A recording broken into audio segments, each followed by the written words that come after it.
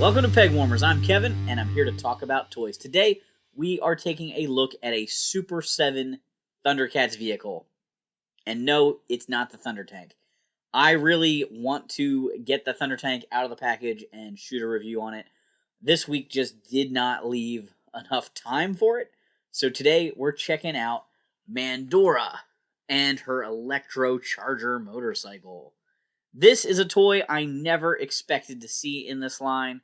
I'm almost surprised we got Mandora, but I am absolutely floored that we got the Electro-Charger, and that's why I had to buy this when it got announced, because this is just one of those toys that it was created for the cartoon. It was not in the original toy line, so the chances of it getting reissued is very, very low, or getting a toy at some point. Super 7's definitely the company to do it, and I think they knocked it out of the park. I love this kind of medium-sized vehicle. I mean, it's pretty big because the scale is large, but motorcycles do make pretty good vehicles. I assumed we would get the Thunder Tank if the line was popular. I could see us getting a Sky Cutter, perhaps, but I just didn't really imagine too many other vehicles getting made. But maybe this is the one perfect small-scale vehicle for this line that we'll get. So anyway, let's dig into it and take a little bit of a closer look at this vehicle. How many of you guys watched Thundercats as a kid? How many of you guys are fans of Mandora? She was a very memorable character, considering she was just sort of a pop-in character, if you will. She had one main episode, Mandora Evil Chaser, named after her, where she was definitely the focus. And then a lot of episodes where she was sort of a supporting character. It was very neat that she came back frequently. Most 80s syndicated cartoon shows don't have characters that repeat. Masters of the Universe had Methakthala, whatever his name was, the archaeologist guy. He kind of came up from time to time. But like G.I. Joe didn't really have too many supporting characters that would show up. And Mandora was sort of that one. And I swear she's in an episode of Silverhawks, but I can't seem to find any proof of that online. I know that they mention, like, the Penal Planet in both series. There's definitely a connection there. But I swear she's in an episode of Silverhawks. So if you know, if I'm not insane, could you please leave a comment in the comments down below? I could not find any information on Mandora being on Silverhawks, but I have this very vivid memory of that. Could be a false memory. I'm not sure. So we're going to start by checking out Mandora here. She is one of a very few number of female figures in the line. Obviously, we have Cheetara, and we have Pumaira. We will be eventually getting Willa, and we have the twins, not really through Super 7, but through Mattel, and they're coming. But there's not a lot of female characters that were released. But Thundercats did have strong-willed female characters, and it's so great to get them in action figure form. My good friend Rose, who's one of the people that runs RetroCon, she actually dressed up as Mandora for one of the first RetroCons. She had a fantastic costume. I'm going to try and dig up a picture of that so I can put it in the video here. It was fantastic, and this was actually, like, before I was friends with her. I actually kind of met her through her and her husband starting RetroCon, and I was blown away. She was talking to Peter Newmar, who voiced Tigra and Monkeyan, dressed as Mandora. It was pretty cool. So Mandora has this like sleek black bodysuit. She has a red and pink shoulder shawl kind of thing. It's a very futuristic outfit.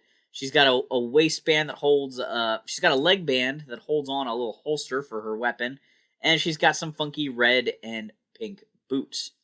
Her gloves kind of match the boots as well. And the most iconic thing about Mandora, really, is her helmet. It's a Cylon, RoboCop, Knight-type helmet all combined with, instead of having like a feather plume at the top, her ponytail sticks through it.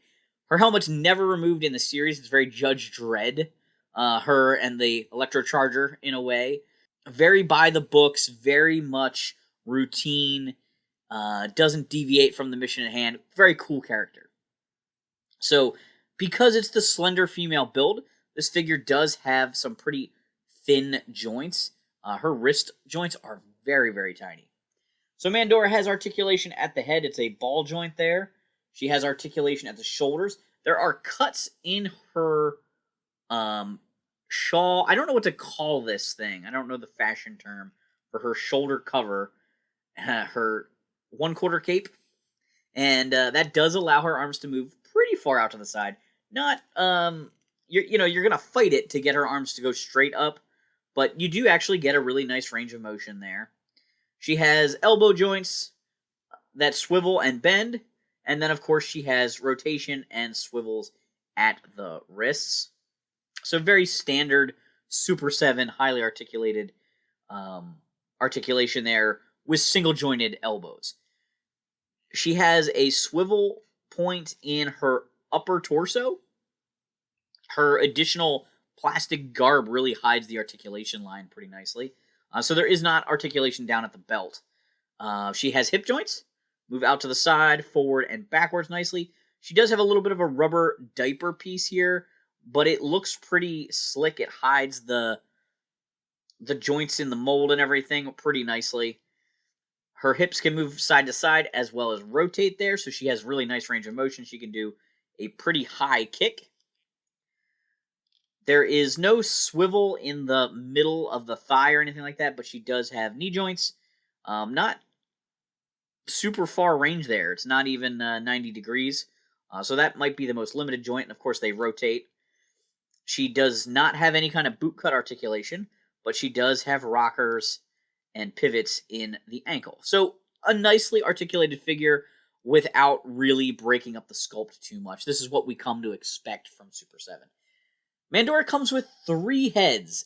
I am not 100% sure that is necessary for a character whose face we never see, who's not really expressive at all. But they've done a few interesting things here. So standard helmet number 1 has just a line across it, and her ponytail is sort of in a neutral stance.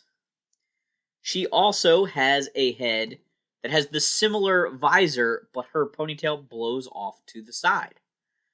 Her third head has the ponytail blowing to the other side, and this time the line has been painted on as like a targeting screen.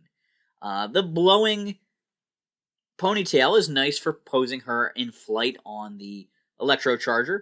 The targeting screen is probably kind of cool for having her in a very scene-specific fight-type scene. I don't see myself using the targeting head, probably, but not a bad addition for people that like to do toy photography. I could see myself keeping the wind-blowing head on her probably the most. Straight out of the package, she has 2 fist hands. They're sort of the most generic hands, but this girl comes with a lot of hands. I mean, Super 7, let's give her a hand. I have a pile of hands here. It looks like she has some, what I always kind of consider spell-casting hands. They're sort of like out like a claw. I think these are to help hold various accessories. There are actually 3 of them. And she comes with some walkie-talkies and a police badge and things like that type accessories. I think these are designed specifically to help hold those. We'll check on them later. She has a thumbs-up hand, which is fun. She's got a pointing hand, which I think is good for a police officer to be able to stop in the name of the law kind of thing. And then she has 3 accessory holding hands, sort of that C grip. The one has a little bit of a trigger finger going on. I think those are all pretty nice hand options, but I always feel like Super 7 generally gives us more hands than I will ever need. That's kind of their whole thing, right? The figures are expensive, but they come with a ton of accessories, which is awesome if you have the use for that. When I used to do stop motion animation, I would have loved to have this kind of ability to reorganize and reposition and do all these things with these guys. Unfortunately, now I just put them on a shelf, so I don't care that much. But, you know, I'm not complaining. It's amazing that they pack all that stuff in. Talking about her accessories a little bit more, I did mention that she comes with her boomerang. It fits in her pocket. This is a really nice accessory. I guess I should give her an accessory holding hand. Always be careful pulling these plugs out. I've never had a problem, but I never want to have a problem. What do we got here? Let's put this hand in. This is one of the hands I referred to as a spellcasting hand. Whew, those pegs are so tiny. Makes me nervous. Makes me nervous. All right, let's put this boomerang in her hand. Well, that hand is not designed to hold the boomerang. She does come with two versions of the boomerang, and this is probably my favorite accessory. She comes with a boomerang that's almost fully painted, and then the back half is a translucent pink to white fade plastic to really give it a like throwing effect or a slashing effect. So there's my best quick Mandora pose with her with that thing going on, trying to find a spot where you can see what's happening there. I think that's pretty cool. Other accessories for Mandora, she has a walkie-talkie or a space tracker. I don't actually know. I didn't go back and rewatch all her episodes to determine what all these are, but it has a little antenna, has some paint work on it with the buttons and a screen. She comes with a cell phone or a space calculator. It comes in a beautiful shade of purple plastic.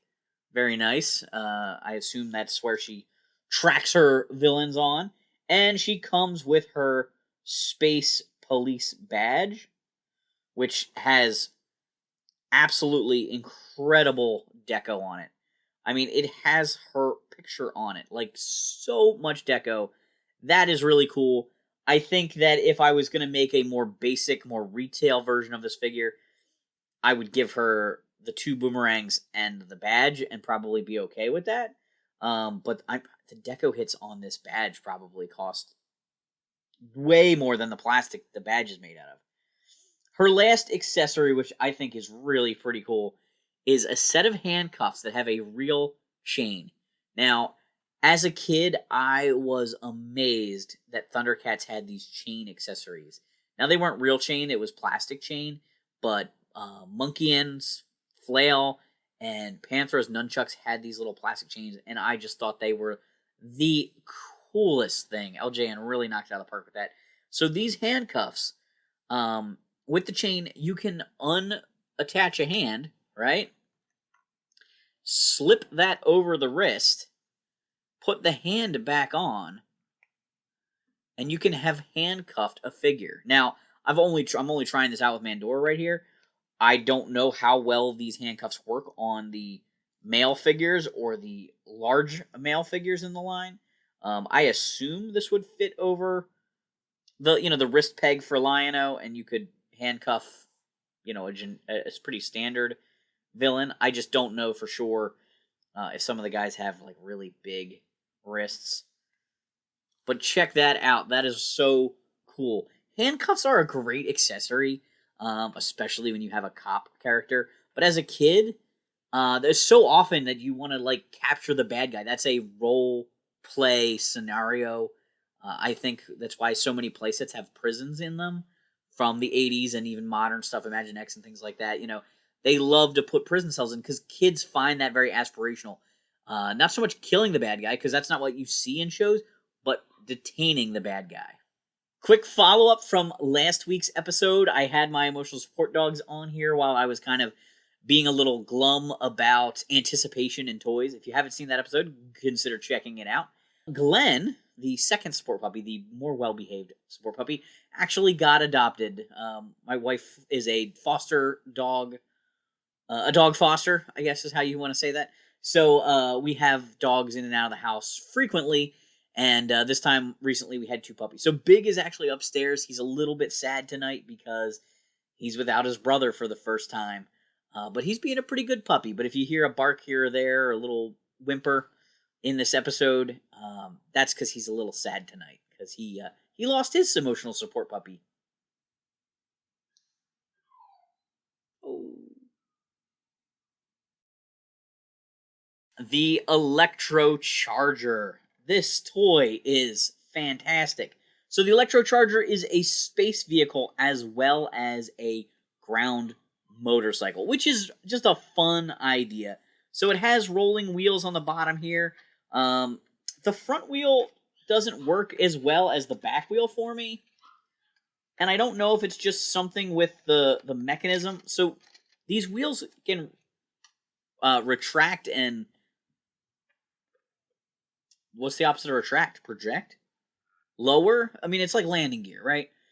But I had some trouble figuring out how to get them to come down, and I'm having some trouble getting the front wheel to spin super easy. But they have rubber tires, which is super cool.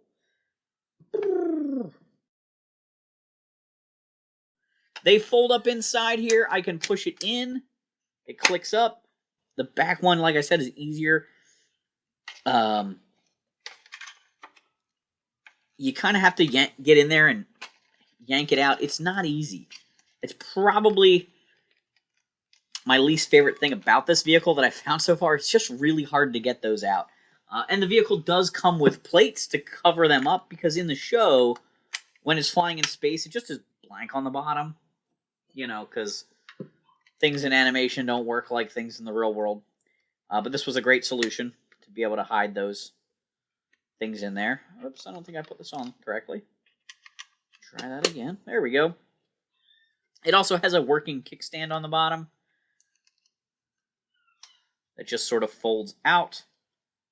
And that also has a little socket there for a flying stand, which is how I'm going to display this. After getting the HasLab Sky Striker and that amazing stand, I'm into the flight stand thing. So I'm going to plug that in there. Now my Electrocharger is in flight mode.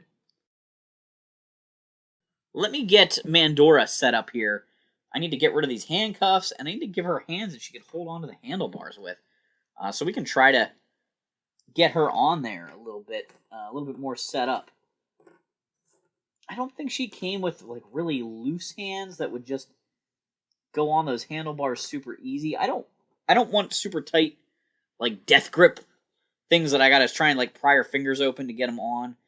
So I'm gonna go with sort of the slightly more casual looking spellcasting hands, as I call them. Her fingers are sort of curled, so that hopefully they can go around the handlebars and look pretty good.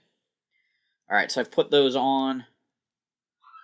Trying to wiggle them in, make sure they're in all the way, because I don't want there to be additional pressure on those. I'm also going to holster her boomerang again, because she looks more complete when that's in her pocket. So, I do have to bend her knees and bend her hips a little bit. I'm going to put her arms out forward, twist her hands out, and now her hands can go on the handlebars and look like she's actually flying this thing. I love that it has two seats. I mean, just like in the show, but two seats so you can put two Thundercats characters on it.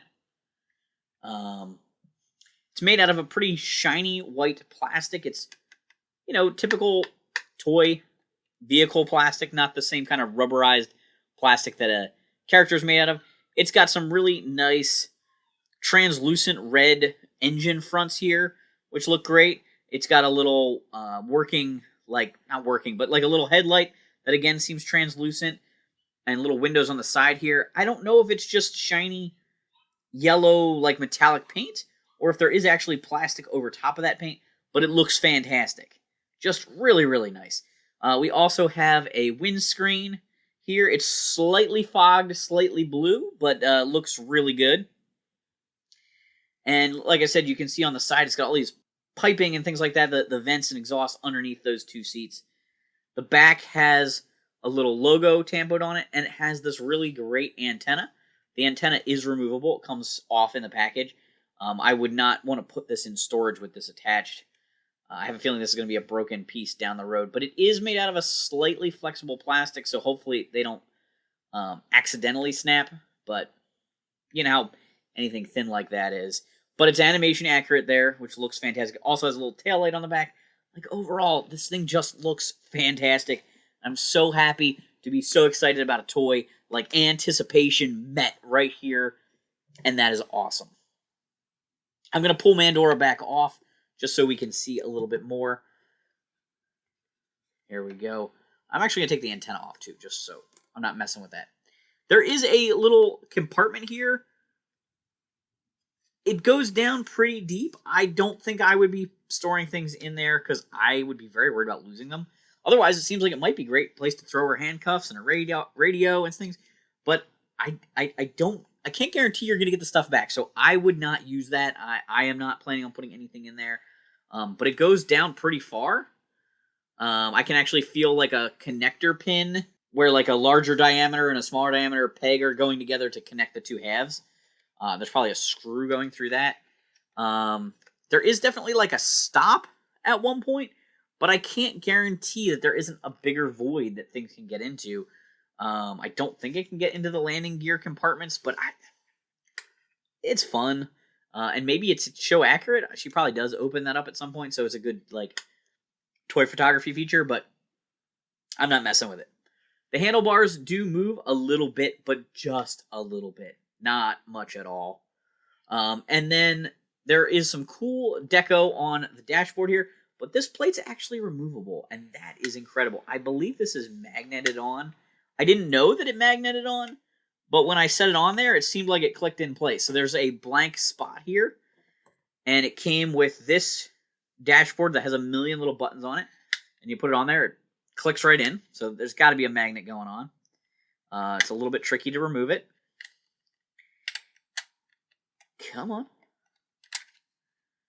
There's also a screen with like a tracking screen or a radar screen, a sonar kind of thing that clips on there. Same deal. I assume these are from two different episodes, or maybe the same episode, but you know, animation models and the convenience of storytelling, you know, they probably just had different screens under there throughout the show, and so this is a great way to kind of give it two different looks there. One other thing Mandora came with, again, I have not rewatched Thundercats. It's been 6 years probably since I watched the entire series, and then longer since I saw it as a kid.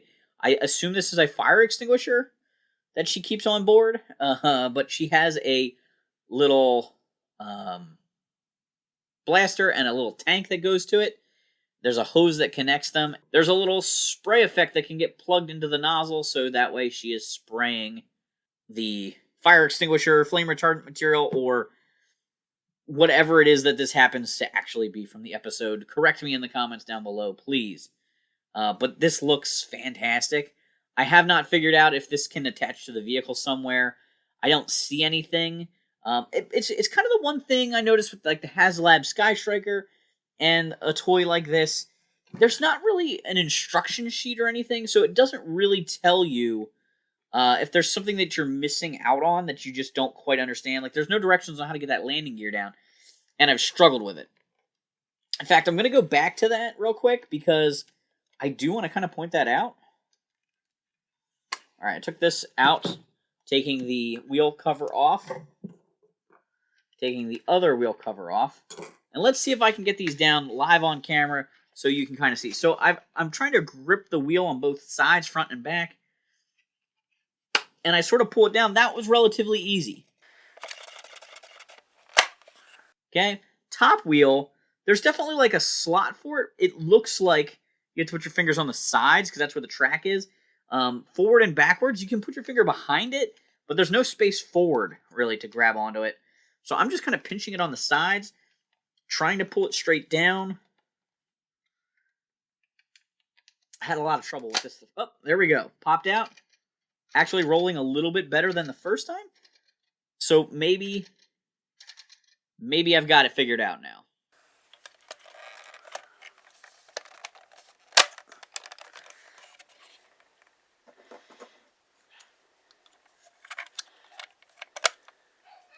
I don't know about you guys, but I am just loving what Super 7 is doing with this line. I love the Thundercats line. I actually kind of want to make it a mission of mine to get the rest of these out of the package.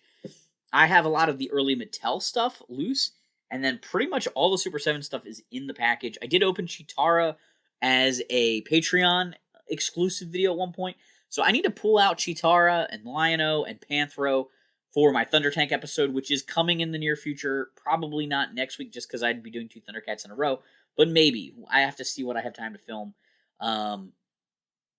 because I'm really excited to get that thing out of the package. I do have one thing that's new to the collection that I wanted to pull in to kind of should do a few segments I haven't been doing recently, and I'm doing them in the second half of the episode. So if you're a fan of the show, if you want more content, hang out. If you came mainly for the Mandora Evil Chaser and Electro-Charger segment, you got what you came for right up front. New to the collection, it kind of goes along with Mandora and her Electrocharger. I just got the In-Space Silver Ranger with his motorcycle. Just got delivered by Amazon. I'm very excited to check this out. Probably won't do a video specifically on this. We know what to expect from Lightning Collection for figures, and, you know, I don't know if the motorcycle is super crazy. I do think it transforms from like a hoverboard to a motorcycle, so it is kind of neat, but I probably won't do a solo episode on this, but figured I'd show it off. This is Zane. He's the 6th Ranger. I believe this is the second release of Zane, but the first one might have been an exclusive or something, so this was sort of a way for the fans to get a hold of Zane. I think his unhelmeted head is different in this release than the other one. But I thought that was pretty cool. And then in general, one last little thing to leave to talk about before we go. Pixel Dan just got to tease all of the Motu Origins and Motu Masterverse releases coming from Mattel in the fall. They're going to be following that up with their releases. I think that is probably already out by the time this episode comes out. But I'm very excited. Origins is such a fun line. I love getting all of these characters. I'm a little less excited about like Snake Man Army Builders or the kind of unproduced cannibalized action figures series. You know, Slamurai and the Snake Troopers and stuff. It's neat that they're unproduced concepts, but they're not that interesting to me because they're so lazy. I think Clamp Champ and Ninjor are better characters, more interesting than the Snake Trooper or Slamurai, but maybe that's just because they actually got released and I'm just more familiar with them. But Young Randor, that Grizzlor that's coming out for Masterverse looks pretty cool. I might get tempted there. I've bought very few Masterverse figures, but there's some pretty cool stuff there. I'm glad they're doing some more of those Horde characters in that sort of pop style. And he does, Princess of Power style, he does look a lot more like the Filmation model sheet, but with the detail level of the Revelation show. I'm just very excited. I'm glad Motu is continuing. I know there was some talk about it ending. We'll see how it goes in the future as far as how the releases work. I'm okay with Mattel or even Hasbro producing these collector toys and just selling them on their website. The way Super 7 does it. You can go to Big Bad Toy Store and order it. You can order it from Super 7.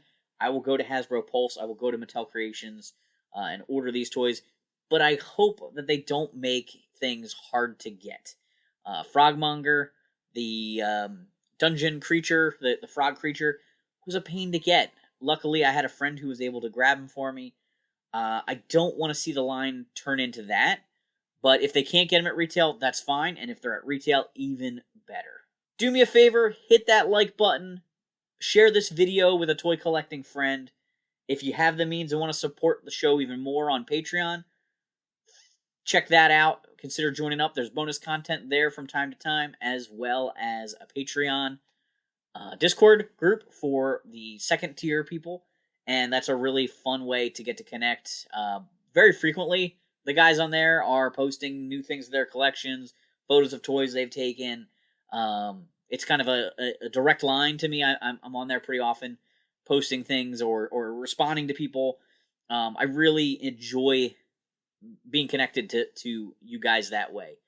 Otherwise, leave a comment down below. Thanks so much for checking out this episode. And thanks for hanging on the peg with me.